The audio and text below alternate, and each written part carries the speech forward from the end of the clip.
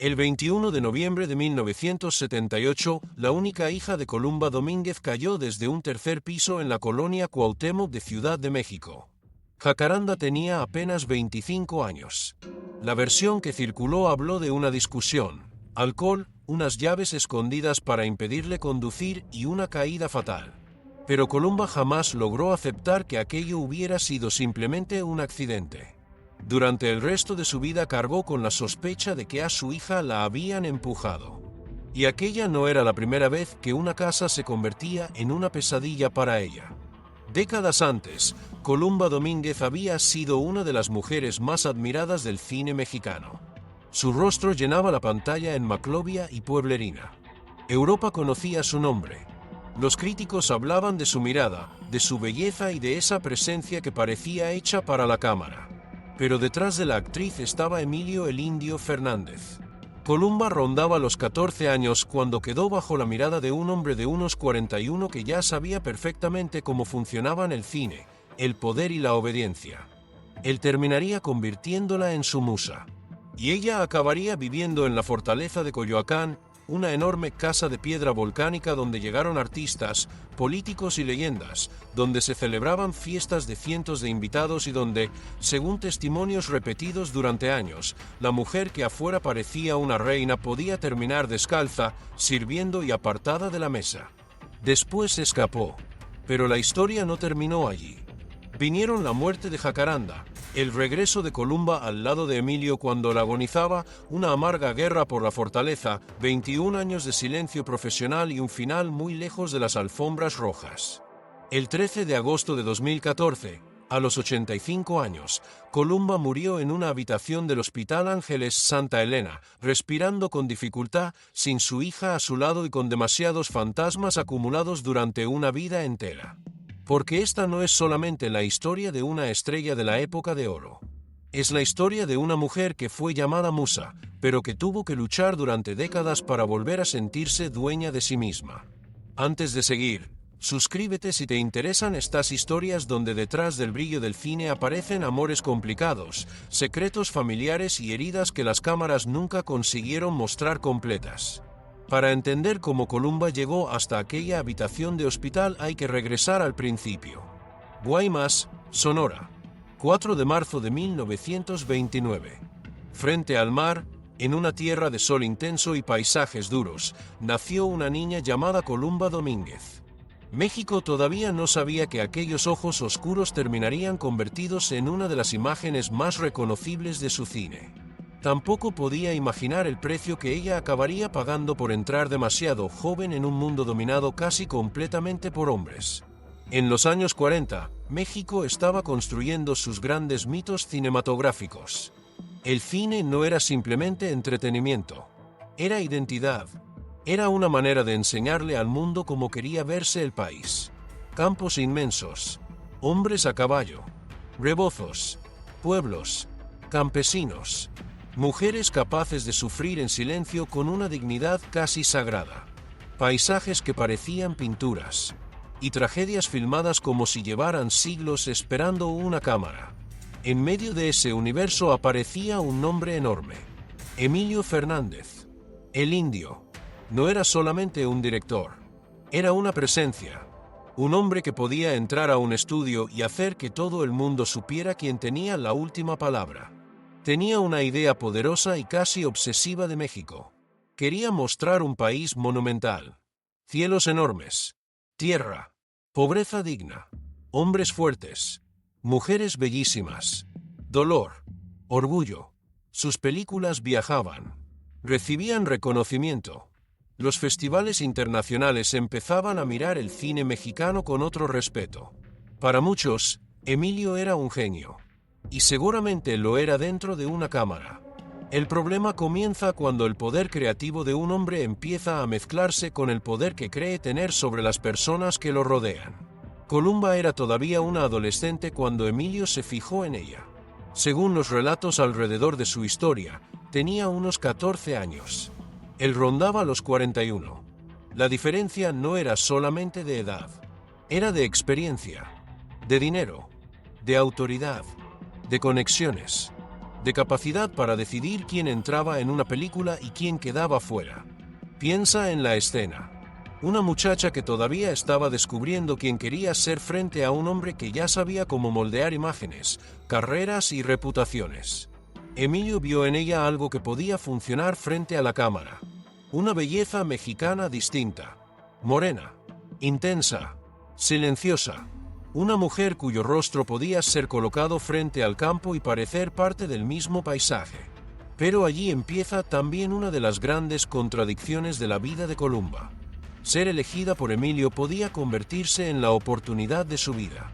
Y al mismo tiempo podía convertirla en alguien demasiado dependiente del hombre que había abierto aquella puerta. Primero llegó la pantalla.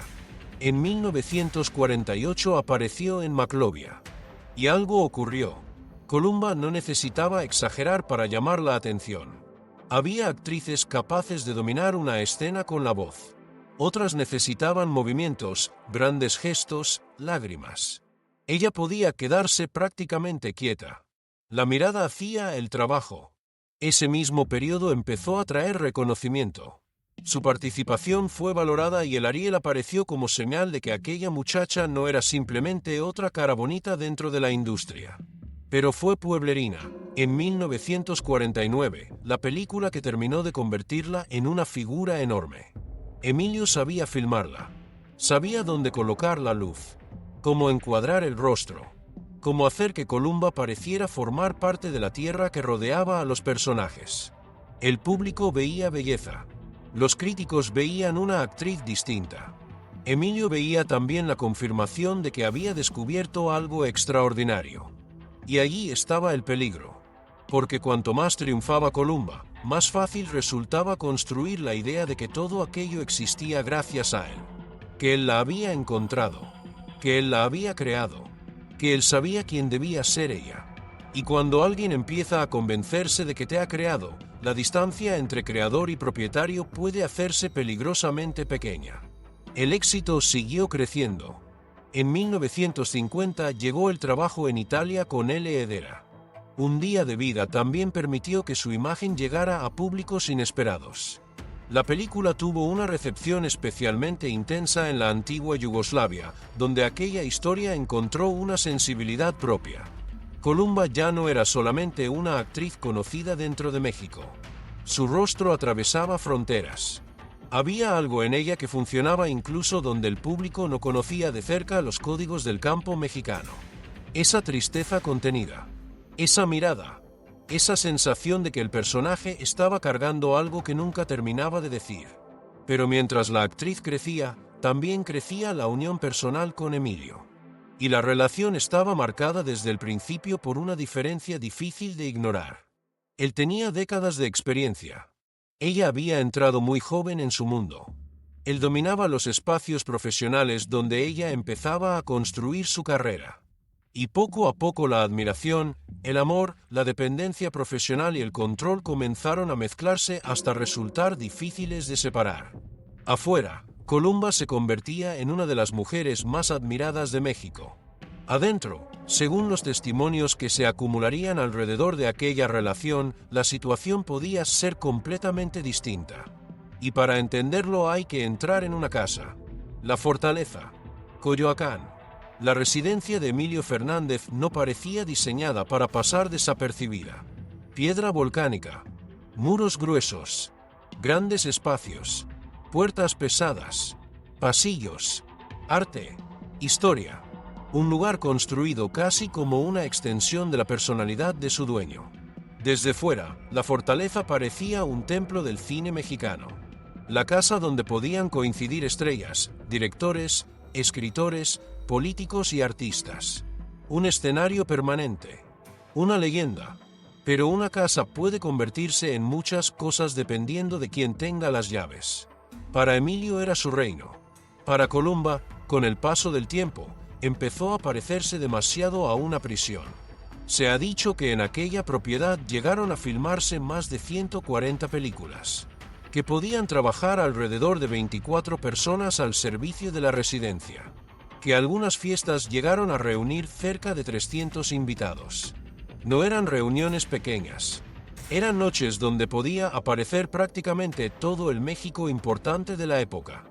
Actores, directores, músicos, políticos, escritores, personajes internacionales. Incluso Marilyn Monroe quedó vinculada a las historias y leyendas que rodearon aquel lugar. Imagínalo. Copas, cigarrillos, conversaciones cruzadas, música, gente entrando y saliendo, vestidos elegantes, hombres importantes ocupando las mejores sillas, personal de servicio corriendo de una habitación a otra, y Emilio en el centro de todo, el dueño de la casa, el director, el hombre que no siempre necesitaba gritar para imponer su voluntad. Y allí también estaba Columba, la estrella, la mujer de Maclovia, la actriz de Pueblerina, la figura que había viajado fuera de México y cuya imagen aparecía en revistas. Pero según distintas versiones sobre la vida privada dentro de aquella casa, la realidad de Columba podía ser profundamente humillante. Se habló de episodios en los que habría tenido que servir, de caminar descalza, de permanecer apartada de la mesa donde se sentaban determinados invitados, de aceptar instrucciones y humillaciones que resultaban difíciles de reconciliar con la mujer que el público veía en la pantalla. Es importante mantenerlo donde corresponde. Son relatos y testimonios que rodearon durante años aquella relación. Pero son precisamente esos relatos los que construyeron la imagen más inquietante de la fortaleza. La actriz podía salir del set convertida en símbolo nacional y regresar a casa para encontrarse otra vez bajo la autoridad de Emilio. Y esa contradicción debía resultar asfixiante, porque el control no siempre empieza con una puerta cerrada. A veces empieza como una oportunidad. Yo te voy a convertir en estrella. Yo sé cómo fotografiarte. Yo conozco este negocio. Yo te voy a proteger. Y cuando una persona se acostumbra a que su carrera, su estabilidad y su vida dependan del mismo hombre, escapar se vuelve mucho más complicado que simplemente preparar una maleta. También existen historias donde el propio trabajo terminó mezclándose con aquella tensión. Una de las más repetidas está relacionada con la malquerida. Columba compartió escena con Dolores del Río. Y Dolores no era una mujer cualquiera dentro del universo de Emilio. También había ocupado un lugar enorme en su vida y en su cine. Según los relatos alrededor del rodaje, una escena donde Dolores debía abofetear a Columba habría sido repetida varias veces. La actuación comenzó a sentirse como algo más. Una bofetada fuerte. Otra toma. El rostro marcado. La cámara todavía preparada. Emilio mirando. Resulta imposible saber desde fuera qué pasaba por la cabeza de cada uno durante aquellos minutos. Pero la historia sobrevivió precisamente porque resumía demasiado bien la relación de poder. Una mujer recibía el golpe, otra lo ejecutaba dentro de la ficción. Y el hombre que había marcado emocionalmente la vida de ambas era quien dirigía la escena. El cine convertía aquello en arte, pero los cuerpos delante de la cámara eran reales. Y las relaciones entre ellos también. Durante años, Columba permaneció cerca de Emilio. No hace falta convertir eso en debilidad. Las relaciones de poder rara vez son simples. Había amor, había carrera, había admiración, había dependencia, había prestigio, había oportunidades. Y también, según los testimonios sobre aquellos años, había miedo y humillación. Una persona puede sentirse atrapada y aún así querer a quien la atrapa. Puede reconocer el daño y al mismo tiempo recordar los momentos buenos. Puede desear marcharse y tener terror a descubrir quién será después. Columba había sido convertida en la gran musa de Emilio Fernández. Salir de aquella relación significaba enfrentarse también a la pregunta más difícil. ¿Podía Columba Domínguez seguir existiendo profesionalmente sin Emilio? A principios de los años 50 decidió averiguarlo. Después de casi 7 años dentro de aquella contradicción, algo dejó de funcionar. No hubo una escena preparada. No hubo música dramática. Nadie gritó corte. La decisión fue real. Entre 1952 y 1953, Columba se marchó.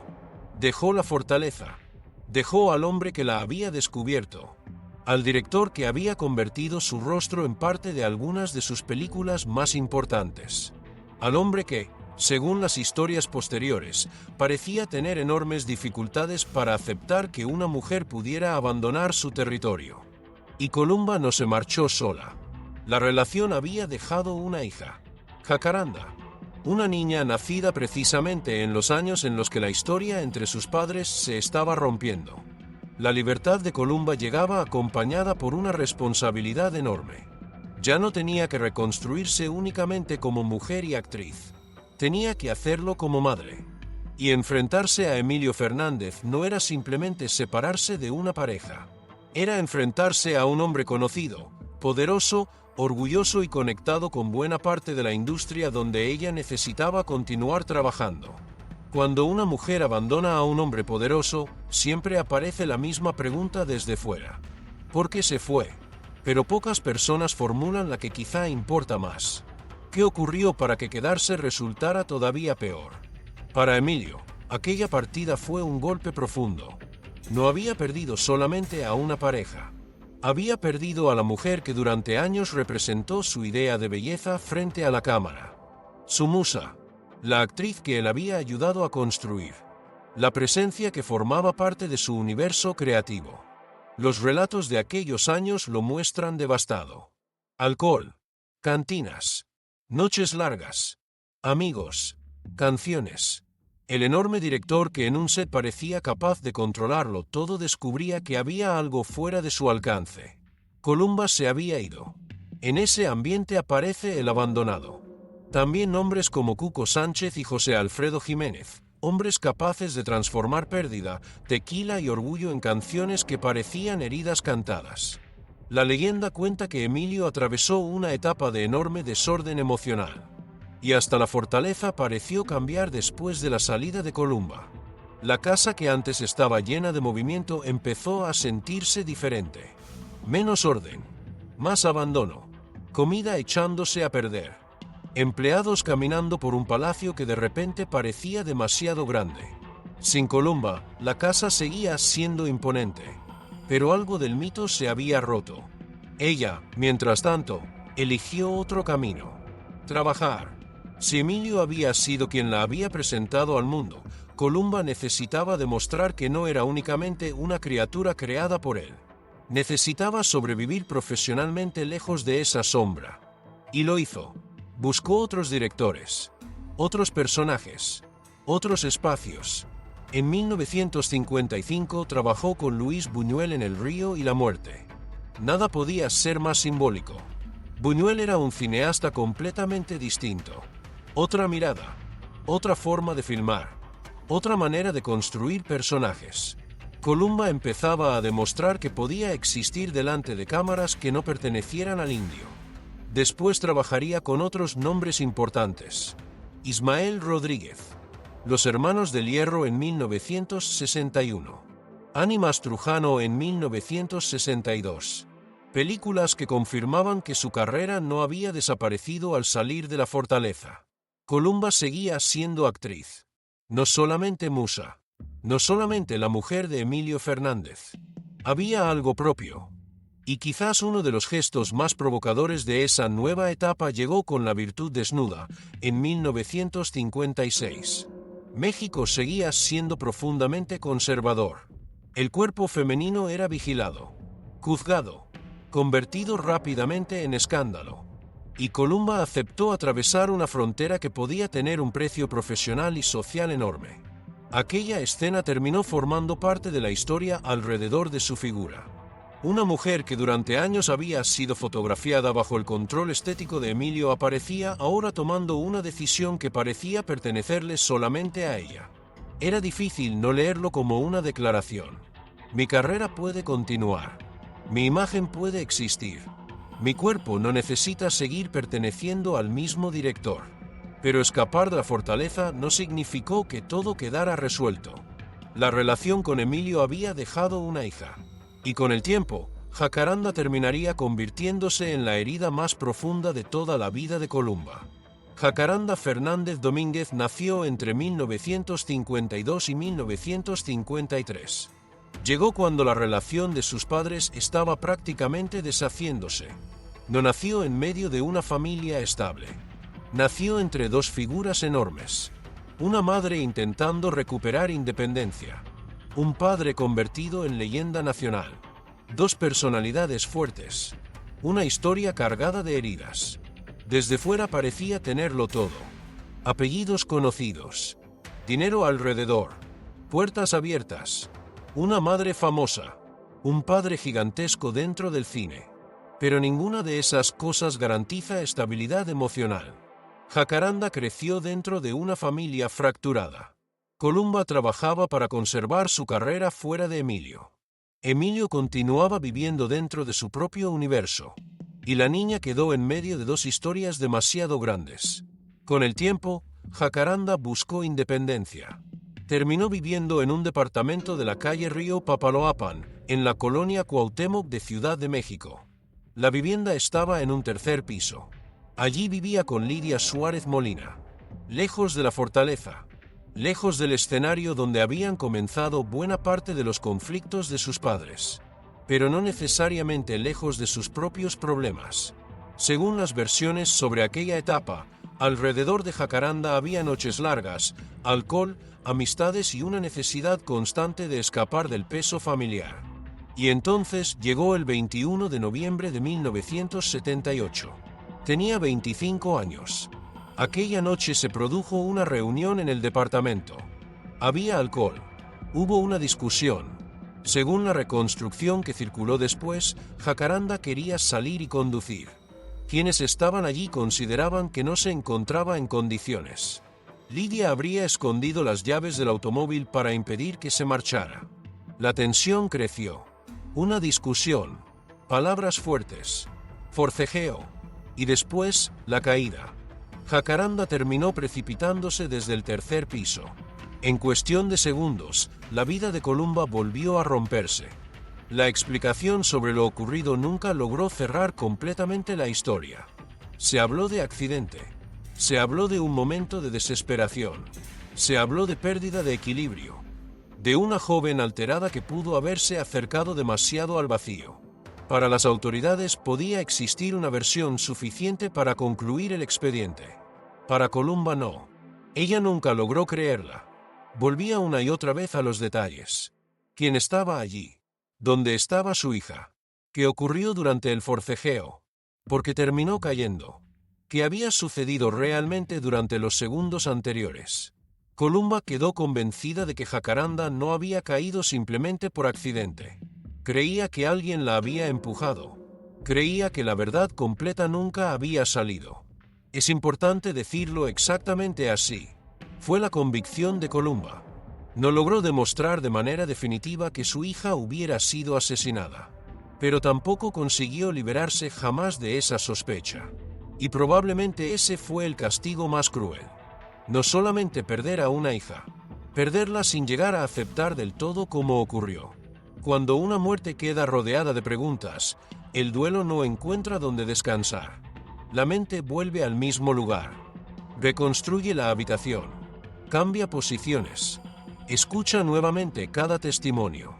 Imagina el balcón, las llaves, el forcejeo, la caída. Una vez, otra y otra.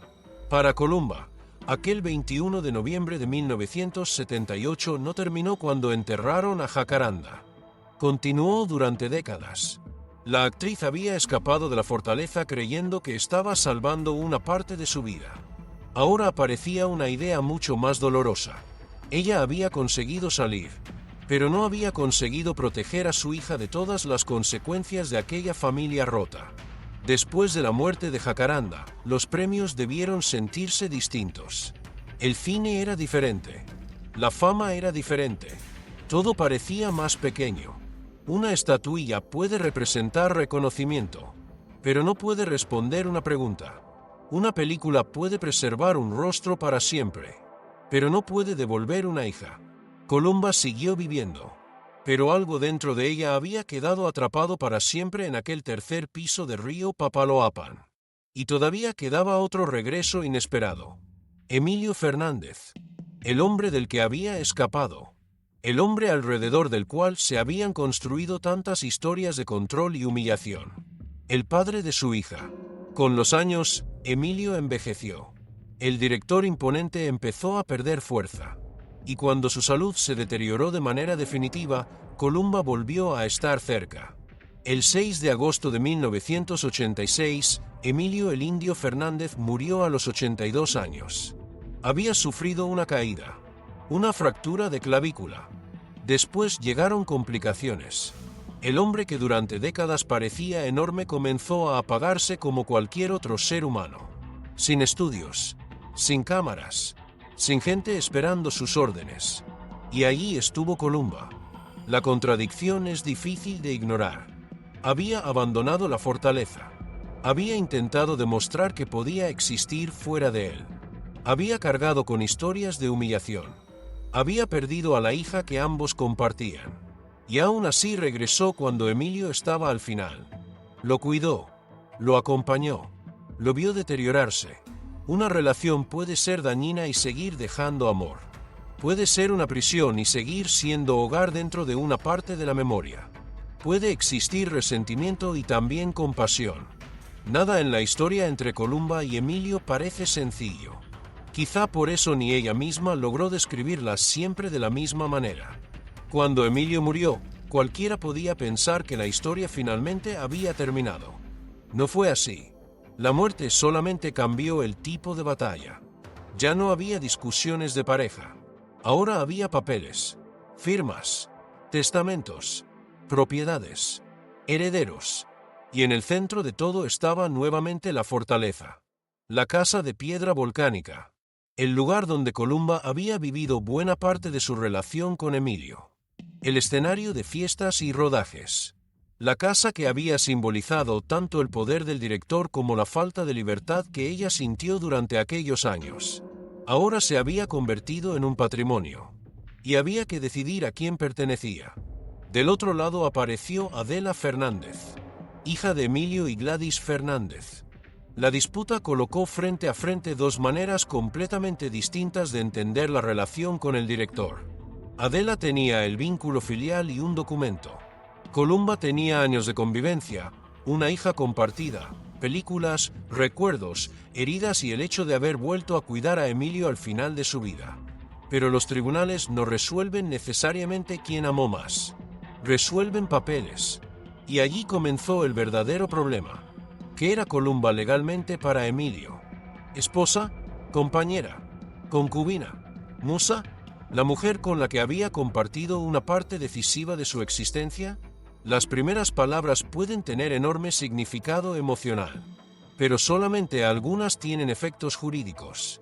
El 23 de septiembre de 1986, poco después de la muerte del director, Adela tomó control de la fortaleza apoyándose en un testamento fechado el 26 de febrero de 1959. Era un documento de décadas atrás, pero seguía teniendo un peso enorme dentro del conflicto. Con aquel papel, Adela podía presentarse como heredera. Y entonces llegó una de las escenas más humillantes para Columba. Según las versiones alrededor de la disputa, se le habría ofrecido alrededor de un 10% de la herencia. Pero la manera de definirla resultaba especialmente dolorosa. Concubina. Para una mujer que había compartido años con Emilio, que había tenido una hija con él y que había regresado para cuidarlo al final, la palabra sonaba como si alguien estuviera reduciendo toda su historia a una categoría que ella sentía indigna. Décadas de vida resumidas en una línea legal. Pero el conflicto no terminó allí. También se habló de obras de arte. Pinturas relacionadas con figuras como Diego Rivera, Guerrero Galván y Miguel Covarrubias. Se manejaron estimaciones enormes para aquel conjunto. Alrededor de 500 millones de pesos de la época según algunas versiones. Parecía una cantidad impresionante. Pero entonces apareció una condición que volvió la oferta todavía más amarga. Si Columba permanecía dentro de la propiedad, tendría que instalarse en la zona de las antiguas caballerizas. Las caballerizas. Resulta difícil imaginar una imagen más cruel para cerrar el círculo. La mujer cuyo rostro había representado al cine mexicano. La actriz que había viajado por el mundo. La musa de Emilio Fernández. la madre de una de sus hijas, la mujer que había regresado cuando el director estaba muriendo. Y el espacio que supuestamente se le ofrecía dentro de la fortaleza era un lugar asociado a los caballos. Columba se negó. No quería aceptar aquello. Tampoco aceptaba la manera en que se estaba definiendo su relación con Emilio. Su posición era que el Viejo Testamento ya no debía regir aquella situación. Sostenía que Emilio había muerto sin una voluntad vigente que reflejara realmente sus últimos deseos. Y defendía que la fortaleza había sido prometida o destinada para asegurarle un futuro. Pero una promesa recordada y un documento firmado no pesan igual en una disputa patrimonial. Columba insistió. Reclamó. Pidió revisiones. Defendió su lugar. Pero no llegó a conseguir el control formal de la casa. Adela mantuvo la fortaleza. Y durante aproximadamente 27 años administró la propiedad. La residencia siguió teniendo vida. Eventos, actividades culturales, bodas, reuniones, ceremonias. Era necesario encontrar ingresos para sostener una construcción enorme que envejecía. Porque los imperios cuestan dinero incluso después de que el emperador muere. Piedra, humedad, reparaciones, grietas, mantenimiento. La casa seguía en pie. Pero el mundo que la había hecho famosa había desaparecido. Ya no estaban aquellas noches de 300 invitados. Ya no estaba Emilio dando órdenes. Ya no estaba Columba caminando por los pasillos. La fortaleza se había convertido en una reliquia del cine mexicano. Y Columba quedó fuera. La casa que primero sintió como prisión terminó expulsándola. Esa es una de las ironías más duras de toda su vida. Nunca consiguió convertir aquel lugar en refugio. Cuando estaba dentro quiso escapar. Cuando quedó fuera tuvo que pelear por no perderlo. Primero fue una jaula. Después se convirtió en botín. Nunca consiguió ser simplemente una casa segura.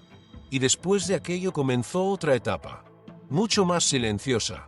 Desde finales de los años 80, Columba empezó a desaparecer del espacio público. El cine ya estaba cambiando. La época de oro había quedado lejos.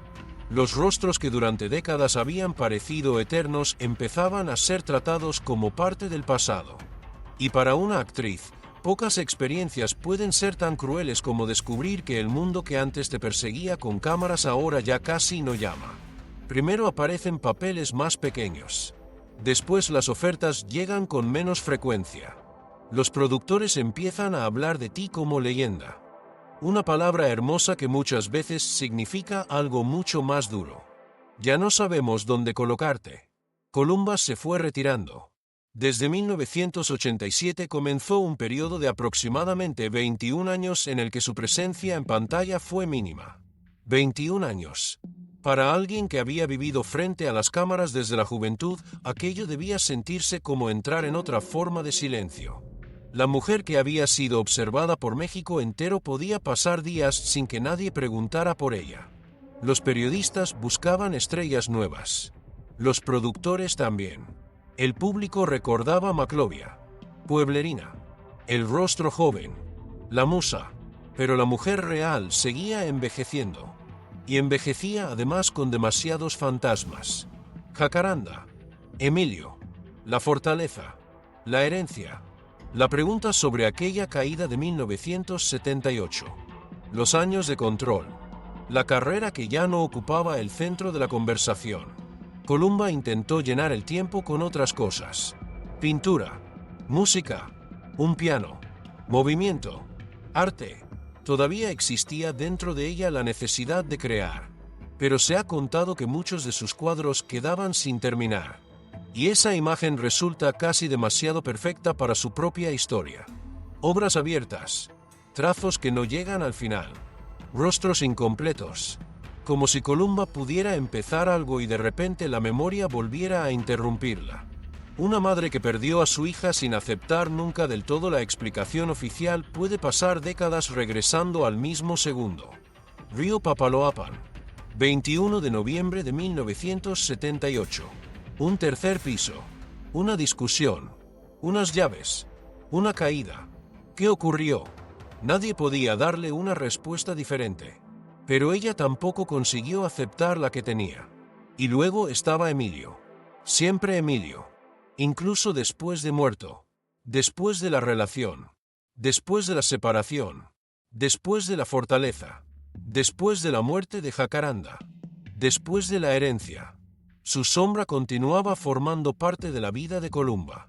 Lo más desconcertante es que, en algunas entrevistas posteriores, ella defendió al director. Negó determinados relatos sobre su carácter dentro de la relación. Llegó a hablar de él como un hombre atento, como buen esposo. Describió momentos de aquella historia de una manera amorosa. Para quien conoce las versiones sobre lo ocurrido dentro de la fortaleza, escucharla podía resultar difícil de entender. ¿Cómo puede una mujer hablar con cariño del hombre alrededor del cual existen tantos testimonios de control y humillación? Pero las relaciones humanas no se acomodan fácilmente dentro de categorías. No hace falta decidir por Columba lo que ella sentía. Pudo sufrir, pudo quererlo, pudo sentirse controlada, pudo admirarlo, pudo escapar, pudo regresar, todo al mismo tiempo. A veces una persona protege el recuerdo porque destruirlo significaría destruir una parte demasiado grande de su propia vida. Si Columba aceptaba que Emilio había sido únicamente un monstruo, ¿qué hacía entonces con todas las películas que rodaron juntos? ¿Con la hija que tuvieron? ¿Con los años compartidos? ¿Con el amor que alguna vez existió? ¿Con la mujer que ella misma fue mientras estuvo a su lado? Tal vez por eso siguió intentando rescatar también una versión amable. No necesariamente para limpiar a Emilio. Quizá para poder vivir con su propio pasado. Durante aquellos años de retiro, su mundo se hizo más pequeño. Pero todavía hubo algunos regresos. En 2008 volvió a aparecer brevemente. Después llegaron nuevos trabajos. El último trago, en 2012. Ramona, en 2013. Para entonces la muchacha de Pueblerina había quedado muy lejos. Columba aparecía ya como una mujer anciana. El tiempo había transformado el rostro que Emilio había convertido en símbolo. Pero algo seguía allí. Los ojos. La presencia. La capacidad de llenar un espacio sin necesitar demasiadas palabras. En 2013 recibió uno de los reconocimientos más importantes de su carrera. El Ariel de Oro. La industria mexicana volvía a pronunciar su nombre con solemnidad. La misma industria que durante décadas la había ido dejando detrás. Columba recibió el homenaje. Sonrió. Escuchó aplausos. Era un reconocimiento merecido. Una manera de colocar su nombre dentro de la historia del cine mexicano más allá de Emilio Fernández. Pero hay premios que llegan demasiado tarde para reparar determinadas ausencias. El Ariel de Oro podía reconocer una trayectoria. No podía devolverle a Jacaranda. No podía cambiar lo ocurrido en la fortaleza. No podía darle 21 años nuevos. No podía resolver el pleito por la casa. No podía responder qué ocurrió realmente la noche en que su hija cayó desde aquel tercer piso. El premio brillaba, pero algunas heridas no reflejan luz. Poco después, el cuerpo de Columba empezó a deteriorarse. Agosto de 2014. Ciudad de México. La mujer que había sido filmada en paisajes inmensos terminó en una habitación blanca de hospital. Tenía 85 años. La neumonía estaba afectando seriamente su respiración. También había complicaciones cardíacas. El pecho que durante décadas había guardado tantas cosas empezaba a no conseguir suficiente aire. La imagen final no tenía nada de cinematográfica. Una cama, oxígeno, luces frías, personal médico entrando y saliendo, máquinas, pasillos. La actriz que alguna vez fue iluminada con precisión para que pareciera parte del paisaje mexicano ahora estaba bajo una iluminación que no buscaba belleza, solamente mantenerla viva. Y Jacaranda no podía estar allí. Su hija llevaba casi 36 años muerta. Emilio tampoco. La fortaleza ya no era suya. Gran parte de los personajes que habían formado aquel universo habían desaparecido. Columba llegaba al final con sus recuerdos. Eso era lo único que nadie había conseguido quitarle. La directora Giovanna Zacarías, vinculada a uno de sus últimos trabajos, contó después detalles sobre aquella etapa de Columba. Incluso cuando el oxígeno ya era necesario, la actriz seguía aferrada a determinados hábitos que los médicos preferían que abandonara. Cigarrillos, Cuba libre, pequeños placeres, pequeños desafíos. No hace falta romantizarlos. No eran necesariamente gestos de una gran diva rebelde. También podían ser simplemente la costumbre de una mujer que llevaba demasiados años conviviendo con pérdidas y que ya no tenía interés en obedecer todas las reglas. Después de una vida donde tantas personas habían intentado decirle qué debía hacer, quizá aquellas pequeñas decisiones eran una forma de conservar algo que todavía le pertenecía. 5 minutos. Un sabor. Un recuerdo. Una elección. Pero el cuerpo estaba cansado. La noche del 13 de agosto de 2014, Columba Domínguez murió en el Hospital Ángeles Santa Elena. Tenía 85 años. La noticia empezó a recorrer periódicos y programas de televisión. Murió una leyenda. Murió una actriz de la época de oro. Murió una de las grandes bellezas del cine mexicano. Murió la musa de Emilio Fernández. Esa última descripción apareció una y otra vez. Y probablemente habría molestado a la mujer que durante buena parte de su vida luchó precisamente por demostrar que podía existir más allá del hombre que la había descubierto. Porque llamar a Columba solamente la musa del indio es reducir una vida demasiado compleja. Columba fue la muchacha de Guaymas que llegó a una industria gobernada por hombres. Fue la adolescente que quedó bajo la influencia de un director mucho mayor y mucho más poderoso. Fue la actriz que consiguió que una cámara se enamorara de su mirada. Fue maclovia. Fue pueblerina. Fue una figura internacional. Fue una mujer que, según numerosos testimonios, vivió dentro de la fortaleza situaciones que contrastaban brutalmente con la manera en que el público la admiraba. Fue también la mujer que encontró fuerzas para marcharse. La actriz que trabajó con otros directores para demostrar que Emilio no era el único responsable de su talento. Fue la madre de Jacaranda. Y fue una madre que pasó casi 4 décadas intentando comprender la caída que le arrebató a su hija. Fue la mujer que regresó a cuidar al hombre del que había escapado. La mujer que, después de verlo morir, tuvo que defender ante papeles y herederos el lugar que creía haber ocupado en su vida. Fue la mujer a la que, según las versiones de aquella disputa, llegaron a ofrecerle vivir en las antiguas caballerizas de la misma casa donde alguna vez había sido presentada como reina. Fue la actriz que quedó fuera del cine durante más de 20 años. Y también la anciana que volvió para recibir un Ariel de Oro cuando casi todo lo que realmente importaba ya no podía recuperarse. Su cuerpo fue llevado a Mausoleos del Ángel. Y allí terminó físicamente una historia que había comenzado 85 años antes frente al mar de Sonora. Pero algunas historias no terminan cuando alguien muere. Siguen dentro de las casas, en las películas, en las fotografías, en los testimonios contradictorios, en las preguntas que quedaron sin respuesta. La fortaleza sigue siendo mucho más que una residencia famosa. Es símbolo de una época donde el poder de determinados hombres podía confundirse fácilmente con el derecho a decidir sobre quienes los rodeaban. Un lugar donde se filmaron decenas y decenas de películas. Donde pasaron artistas legendarios. Donde se celebraron fiestas gigantescas. Y donde, según las historias que sobrevivieron a sus protagonistas, una de las mujeres más bellas del cine mexicano podía sentirse profundamente sola. Esa es quizá la imagen que mejor resume la vida de Columba. Afuera, millones la miraban. Adentro, muchas veces nadie parecía verla realmente. México veía a una musa.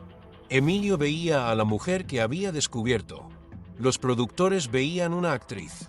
Los críticos veían un rostro extraordinario. Pero Columba tuvo que pasar buena parte de su vida intentando averiguar quién era cuando ninguno de ellos estaba mirando. Escapó de la fortaleza. Recuperó su carrera. Trabajó con Buñuel. Se atrevió a romper convenciones. Sobrevivió a Emilio. Sobrevivió al olvido profesional. Regresó. Recibió homenajes. Pero hubo una pérdida de la que nunca consiguió salir. Jacaranda. La hija que cayó desde aquel tercer piso. El 21 de noviembre de 1978. Columba podía aceptar que el cine había terminado. Podía aceptar que la fortaleza perteneciera a otros. Podía incluso reconciliar dentro de sí misma dos versiones completamente diferentes de Emilio Fernández. Pero nunca aceptó del todo que la muerte de su hija hubiera sido simplemente un accidente. Esa pregunta la acompañó hasta el hospital. ¿Qué ocurrió realmente aquella noche? La historia disponible no permite afirmar que Jacaranda fuera empujada. Tampoco permite borrar la convicción que acompañó a Columba durante el resto de su vida. Y quizá allí está la tragedia. No siempre necesitamos una verdad terrible para quedar destruidos. A veces basta con no saber. No saber quién hizo qué. No saber si alguien pudo impedirlo. No saber si la última versión que escuchaste era cierta.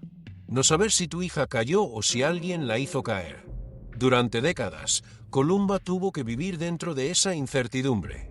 Y mientras tanto, el público seguía viendo sus películas. La cámara seguía conservando la joven. En Pueblerina nunca envejece. En Maclovia los ojos continúan teniendo la misma intensidad.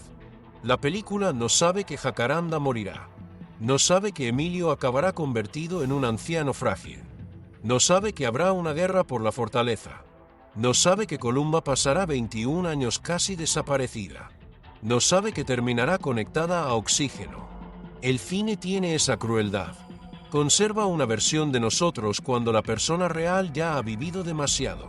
Por eso, al volver a mirar a Columba Domínguez, quizá lo más interesante no sea solamente su belleza, ni siquiera su relación con Emilio Fernández. Lo verdaderamente impresionante es todo lo que ocurrió después de aquellas imágenes perfectas. La adolescente elegida demasiado pronto. La mujer atrapada dentro de una casa que parecía palacio. La actriz que encontró la puerta. La madre que no pudo salvar a su hija. La compañera que regresó al lecho de muerte del hombre que había abandonado. La mujer que perdió la casa. La estrella que desapareció. La anciana que volvió para escuchar un último aplauso. Y finalmente, la paciente que respiraba con dificultad mientras alrededor ya no quedaba nada del México cinematográfico que la había convertido en mito. Columba Domínguez murió sin recuperar la fortaleza, sin resolver la muerte de Jacaranda, sin poder cambiar los años que había pasado bajo la sombra de Emilio. Pero dejó algo que ninguna herencia podía quitarle. Sus películas, su rostro, su trabajo, la prueba de que su carrera pudo continuar incluso después de abandonar al hombre que durante años creyó tener derecho a definirla. Y quizá esa fue su victoria más importante. Emilio Fernández pudo convertirla en musa, pero no consiguió ser dueño de toda su historia. Porque al final una musa también habla, también se marcha, también se equivoca, también puede defender a quien le hizo daño, también puede amar a alguien del que necesitó escapar, también envejece, también pierde, también sobrevive. Y cuando el 13 de agosto de 2014 se apagaron definitivamente las luces para Columba Domínguez, ya no quedaba la muchacha de 14 años que había entrado en el mundo de un hombre de 41 sin saber cuánto iba a costarle aquella elección. Quedaba una mujer de 85 años que había atravesado casi toda la historia del cine mexicano cargando una contradicción enorme. Fue una de sus grandes diosas. Y durante demasiado tiempo tuvo que pelear para ser tratada simplemente como una mujer. Tal vez por eso la fortaleza sigue siendo la imagen perfecta para recordarla. Una casa espectacular, poderosa, llena de historia, fotografiada, admirada, pero con muros demasiado gruesos. Columba consiguió salir de aquellos muros. Lo que nunca consiguió fue dejar completamente atrás todo lo que había ocurrido dentro. Y entonces queda la pregunta que todavía pesa sobre su historia. ¿Columba Domínguez logró realmente escapar de Emilio Fernández aquella vez que abandonó la fortaleza? ¿Una parte de aquella casa, de aquel hombre y de aquella hija perdida siguió viviendo dentro de ella hasta su último aliento? Déjame tu opinión en los comentarios. Dale like si quieres más historias como esta y suscríbete, porque detrás de las grandes leyendas del cine siempre hay una vida que las películas no pudieron contar completa.